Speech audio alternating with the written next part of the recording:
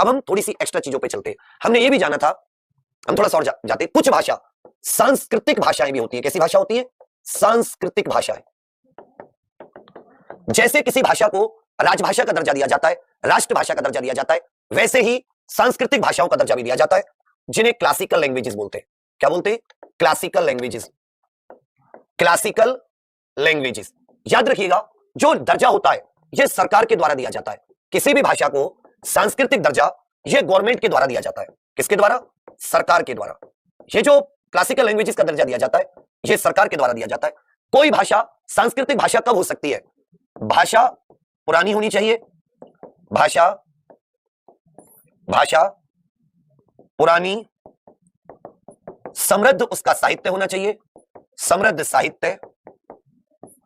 जिस भाषा में भाषा पुरानी है, काफी समय से है, साहित्य उसका समृद्ध है, साहित्य उसका समृद्ध है, तो ऐसी भाषा को सरकार जो है वो सांस्कृतिक भाषा का दर्जा दे देती है। किसका दर्जा दे देती है? सांस्कृतिक भाषा का। याद रखिएगा, वर्तमान में भारत में 6 सांस्कृतिक भाषाएं हैं। वर्तमान में भारत में 6 सांस्कृतिक भाषाएं हैं। वर्तमान में भारत में कितनी सांस्कृतिक भाषाएं हैं? 6 सांस्कृतिक भाषाएं हैं। मतलब कुल 6 भाषाओं को क्लासिकल लैंग्वेज या सांस्कृतिक भाषा का दर्जा मिला हुआ है। तो क्वेश्चन पूछेगा कि वर्तमान में भारत में कितनी सांस्कृतिक भाषाएं हैं? 6। इसको दर्जा कौन देता है? सरकार देती है। किसी भी भाषा को सांस्कृतिक भाषा का दर्जा ये कौन देती है? तो आप कहोगे भैया सरकार देती है। तो लिखिए ये 6 भाषाएं, ये 6 भाषाएं लिख लीजिए, ये 6 सांस्कृतिक भाषाएं लिख लीजिए। सबसे पहले तमिल। कौन सी भाषा बच्चा? तमिल। तमिल, संस्कृत, तमिल, संस्कृत, कन्नड़, तेलुगु, तमिल, संस्कृत, कन्नड़, तेलुगु, मलयालम और उड़िया। भारत में कितनी सांस्कृतिक भाषाएं हैं? योजना वाली 10:30 बजे होगी। थोड़ी देर हम इसको हिंदी को कर लेते हैं, योजना वाली 10:30 बजे होगी, सिर्फ आज के लिए, क्योंकि आज मैं दिन में एब्सेंट था तो मैं वो पूर्ति रात में कर रहा हूं। तमिल, संस्कृत, कन्नड़, तेलुगु, मलयालम, उड़िया। याद रखिएगा, जैसे किसी को राजभाषा का दर्जा हमारे संविधान ने अनुच्छेद 343 के तहत दे दिया, हिंदी और अंग्रेजी को। किस किस को? हिंदी भी, और जो पहले अंग्रेजी केवल 15 साल के लिए थी, अब वो सदा सदा के लिए, अनिश्चित काल के लिए हिंदी के साथ संघ की राजभाषा है। याद है ना? और ये दर्जा किसने दिया? अगर हम लोग संघ की राजभाषा की बात करें, किसकी बात करें? संघ की राजभाषा। तो अनुच्छेद 343 के तहत जो राज्य की राजभाषाओं को दर्जा दिया जाता है, राज्य की राजभाषाओं को वो अनुच्छेद 345 की तरह दिया जाता है, वो अनुच्छेद 345 की उससे दिया जाता है। जबकि तमिल तेलुगु को ये साल 2005 में, साल 2004 में ये शुरू था। याद रखिएगा, कब से? साल 2004 से। एक बात याद रखिएगा कि जो वो भाषा होनी चाहिए वो 1500 से 2000 साल पुरानी होनी चाहिए। जो यहां पे मैंने पुरानी लिखा है, तो 1500 से 2000 साल पुराना साहित्य चाहिए उसमें।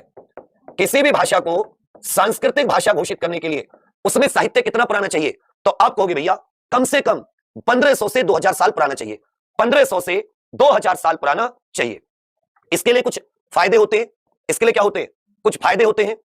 जैसे 2 तो अंतरराष्ट्रीय अवार्ड मिलते हैं। अगर कोई भाषा सांस्कृतिक भाषा होती है तो उसके 2 तो उसके नाम पे अंतरराष्ट्रीय अवार्ड मिलेंगे। उस भाषा में जो लोग पढ़ाई वगैरह कर रहे हो 2 अंतरराष्ट्रीय अवार्ड मिलेंगे। एक उत्कृष्टता केंद्र खोला जाएगा। जैसे अभी आपने देखा होगा 1-2 दिन में, या कर भी दिया है शायद, मोदी जी ने एक तमिल का उत्कृष्टता केंद्र का उद्घाटन किया है। और इस भाषा में जितनी भी सेंट्रल यूनिवर्सिटी आदि हैं वो पीएचडी वगैरह भी कराएंगी, स्कॉलरशिप देंगी। तो सांस्कृतिक भाषा के कई फायदे होते हैं। 2 तो अंतरराष्ट्रीय क्या मिल जाते हैं? अवार्ड मिल जाते हैं। समझिए मेरी बात, जो स्कॉलर्स होते हैं। एक्सीलेंस सेंटर खुल जाता है, उत्कृष्टता केंद्र खुल जाता है इसके अध्ययन के लिए, उत्कृष्टता केंद्र खुल जाता है। तो सबसे पहले जो सांस्कृतिक भाषा दर्जा दिया गया था यह साल 2004 में तमिल को दिया गया। फिर साल 2005 में यह संस्कृत को दिया गया। 2008 में कन्नड़ और तेलुगु को दर्जा दिया गया। 2013 में मलयालम को दिया गया और 2014 में उड़िया को। उड़िया के बाद में अभी किसी को सांस्कृतिक भाषा का दर्जा नहीं दिया। तो अच्छे से याद रखिएगा, जैसे हमने कल राजभाषा, या हम ये कह सकते हैं कि राज्य की राजभाषा, उपभाषा वर्ग क्या होते हैं, बोली क्या होती है, ये सब कुछ शब्दावली पढ़ी थी। वैसे एक शब्द होता है सांस्कृतिक भाषा। सांस्कृतिक भाषा ऐसी भाषा होती है जो पुरानी, लगभग 1500 से 2000 साल पुराना साहित्य होता है और ज्यादातर समृद्ध साहित्य है। पुराने जमाने के कुछ प्राचीन ग्रंथ लिखे गए। ऐसी भाषा को 2004 में एक लेटर इशू किया गवर्नमेंट ऑफ इंडिया ने, और जो भारत सरकार की जो ये अपना ये वाला टूरिज्म और संस्कृति मंत्रालय, पर्यटन और संस्कृति मंत्रालय, उसके अनुसार अभी तक कुल 6 भाषाओं को दर्जा दिया गया है। तमिल, संस्कृत, कन्नड़, टीएसके, टीएमओ, तमिल, संस्कृत, कन्नड़, तेलुगु, मलयालम, उड़िया। तमिल को 2004 में, संस्कृत को 2005 में, कन्नड़ को 2008 में, तेलुगु को भी 2008 में, मलयालम को 2013 और साथ ही उड़िया को 2014। यहां तक आपको किसी को किसी प्रकार की दिक्कत है? यहां तक किसी को किसी प्रकार की दिक्कत है? यहां तक किसी को किसी प्रकार की दिक्कत है?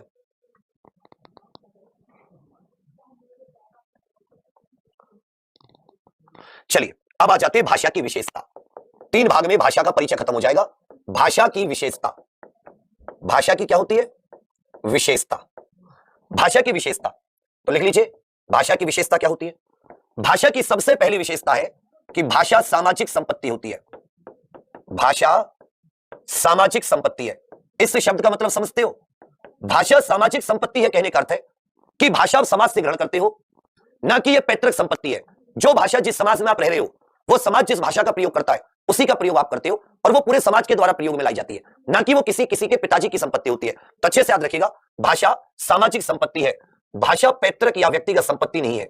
भाषा पैतृक या व्यक्तिगत संपत्ति नहीं है। व्यक्तिगत संपत्ति नहीं है। भाषा व्यक्तिगत अथवा पैतृक संपत्ति नहीं है। सेकंड चीज क्या आ जाती है? भाषा अर्जित संपत्ति है। भाषा अर्जित संपत्ति है। अर्जित संपत्ति कहने का अर्थ होता है कि भाषा को कोई भी जन्म से सीखकर नहीं आता। सब लोग समाज में एक दूसरे को बोलते हुए देखकर उसका अनुकरण करते हैं। क्या करते हैं? उसका अनुकरण करते हैं। तो अच्छे से याद रखिएगा, भारत अर्जित संपत्ति है। भाषा कैसी संपत्ति है? भाषा अर्जित संपत्ति है। समाज से अनुकरण द्वारा, समाज से अनुकरण द्वारा ग्राह्य है। कैसे है? ग्राह्य। तो अच्छे से याद रखिएगा, भाषा कैसी है? ये एक अर्जित संपत्ति है। तीसरी चीज, भाषा सदैव परिवर्तनशील है। भाषा सदैव परिवर्तनशील है। भाषा सदैव परिवर्तनशील है। सदैव परिवर्तनशील का मतलब है कि अगर आप अपनी हिंदी को भी देखोगे तो पहले हिंदी का स्वरूप संस्कृत हुआ करता था, फिर कुछ बदलाव हुए पाली में, फिर कुछ बदलाव हुए प्राकृत, फिर आया अपभ्रंश का दौर, और अब कौन सी है? हिंदी। आगे पढ़ोगे ये सब कि हिंदी का विकास कैसे हुआ। तो आप देख रहे हो कि भाषा क्या है? सदैव परिवर्तनशील होती है। हमेशा कठिनता से सरलता की तरफ बढ़ती है। भाषा कैसे बढ़ती है? हमेशा सरलता की तरफ बढ़ती है। याद रखिएगा, भाषा का जो प्रवाह होता है, भाषा का प्रवाह सदैव सदैव जटिलता से सरलता की ओर होता है। जटिलता से सरलता की ओर। आप संस्कृत के पुराने शब्दों को देखोगे, बहुत जटिल है, आज देखोगे बहुत सरल है। जटिलता से सरलता की ओर होता है। तो भाषा का जो प्रभाव होता है वो सदैव जटिलता से सरलता की ओर। भाषा की विशेषता, भाषा सामाजिक संपत्ति है। चलिए, ये किसी की पिताजी की संपत्ति नहीं है। भाषा अर्जित संपत्ति है, समाज से अनुकरण द्वारा ग्राह्य होती है। भाषा सदैव परिवर्तनशील है। संस्कृत से पाली, फिर प्राकृत, फिर अपभ्रंश, फिर हिंदी। तो बदलाव आता रहा, आगे भी बदलाव होता रहेगा। आज से 100-200 साल बाद देखोगे तो आपको बिल्कुल अलग ही हिंदी मिलेगी। आज से 100-200 साल पहले बिल्कुल अलग हिंदी थी। भाषा का प्रवाह कैसे होता है? सदैव जटिलता से सरलता की ओर होता है। कैसा होता है? सरलता से जटिलता की ओर होता है। चलिए बच्चा, आगे आ जाते हैं। 5वां, भाषा संयोगता। भाषा संयोग से वियोग की ओर बढ़ती है। भाषा संयोग से वियोग की ओर प्रवाहित होती है। और प्रवाहित होती है, होती है। भाषा संयोग से वियोग की ओर प्रवाहित होती है। संयोग से वियोग का मतलब है कि शुरुआत में आप देखोगे प्रत्यय जो होते हैं वो शब्दों के साथ, जैसे संस्कृत में जो प्रत्यय होते हैं संस्कृत में वो शब्दों के साथ होते हैं, लेकिन हिंदी में प्रत्यय क्या होते हैं? अलग होते हैं। तो असल में हम लोग क्या कर रहे हैं बच्चा? भाषा की कुछ जो विशेषताएं होती हैं उन्हें हम लोग पढ़ने का प्रयास कर रहे हैं कि भाषा की क्या क्या विशेषताएं हो सकती हैं। भाषा की क्या क्या विशेषताएं हो सकती हैं। समझे मेरी बात? बिल्कुल सही। भाषा सामाजिक संपत्ति है, यह पैतृक या व्यक्तिगत संपत्ति नहीं है। भाषा अर्जित संपत्ति है, समाज से अनुकरण करते हैं, जैसे दूसरे लोग बोलते हैं वैसा हम लोग ग्रहण करते हैं। भाषा सदैव परिवर्तनशील है, हमेशा कुछ ना कुछ परिवर्तन आता रहता है, नए शब्द जुड़ते रहते हैं, पुराने शब्द हटते रहते हैं। भाषा का प्रवाह सदैव जटिलता से सरलता की ओर होता है। जैसे आप संस्कृत में ऊंट को उष्ट्र बोलोगे, कितना कठिन है। घी को घृत बोलोगे, अब यहां पर आप ऊंट बोलोगे और इसे घी बोलोगे। तो जटिलता से सरलता की ओर भाषा का सदैव प्रवाह रहता है, और संयोग से वियोग की ओर। तो एक्चुअल में अभी तक हमने जो पढ़ा है हिंदी में, मेरी आज क्लास नहीं हुई थी इसलिए मैंने अभी क्लास लगा ली, जिससे कि थोड़ा सा तो पढ़े, क्रम नहीं टूटना चाहिए, क्रम नहीं टूटना चाहिए।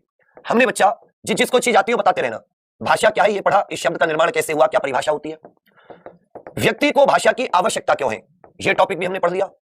भाषा की आवश्यकता क्यों है ये भी पढ़ लिया। विश्व में इतनी सारी भाषाएं क्यों हैं, विश्व में इतनी भाषाएं क्यों हैं, भाषाएं क्यों हैं, ये भी हमने पढ़ लिया। भाषा का विकास फिर हमने शुरू किया, और भाषा के विकास में साथी बोली क्या होती है, विभाषा क्या होती है, मानक भाषा क्या होती है, यह सब भी आपने पढ़ लिया। चलिए, उसके बाद में हमने देखा उपभाषा क्या होती है, इसकी परिभाषा पढ़ी। राष्ट्रभाषा क्या होती है, क्यों कहते हैं, कब कहते हैं। फिर राजभाषा क्या होती है भैया। उसके बाद में आज हमने सांस्कृतिक भाषाएं, आज हमने कौन सी भाषाओं को देखा, आज हमने सांस्कृतिक भाषाएं। जब भाषा की प्रत्येक परिभाषा से हमने देख लिया तो फिर हमने देखा कि भाषा की विशेषता क्या क्या है, और यह करके हमारा ये चैप्टर क्या हो गया, जिसे हम लोग भाषा परिचय कहते हैं। ये पहला चैप्टर भाषा परिचय हमारा हो गया पूरा।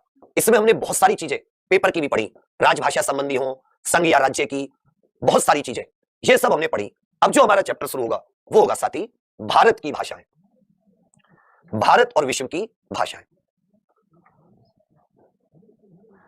अब तुम लोग यहां तक तो किसी को दिक्कत नहीं है, ये जो टॉपिक मैंने लिखे थे यहां तक तो आपको किसी को कोई दिक्कत नहीं है, ये सब कुछ समझ में आ गया, यहां तक पीडीएफ भी आपके पास प्रॉपर है।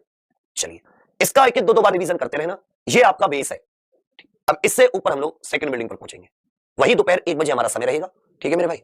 चलिए भैया, ये आपको मुझे बताना था कि हमारा क्रम क्या था, कैसे था, ये मैंने आपको बता दिया। परचम में हिस्ट्री के दो टीचर है, एक आपके सीजीएल वाले में पढ़ाते हैं अमरिंदर सर, सारे सब्जेक्ट की क्लास मैंने दे रखी है, बहुत बढ़िया, जितना भी मेरे से हो सकता था तुम लोगों के लिए।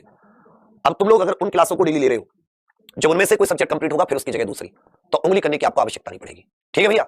चलिए बच्चा, 5 वाला संयोग से वियोग, जैसे राम, राम में इसके 2 अर्थ हैं, राम ने, इसमें ने जुड़ा हुआ है, जबकि अगर आप हिंदी देखोगे आज की तो ने अलग रहता है, इसको वियोग कहते हैं, इसको संयोग कहते हैं। अभी हम लोग ये 1-2 बार और पढ़ेंगे आगे, परेशान मत होइए, हमारी वही 1 बजे टाइमिंग रहेगी, क्रम ना टूटे आपका पढ़ाई का, इसलिए मैंने क्लास लगवाई थी। चलिए बच्चा, धन्यवाद, थैंक यू, जय हिंद।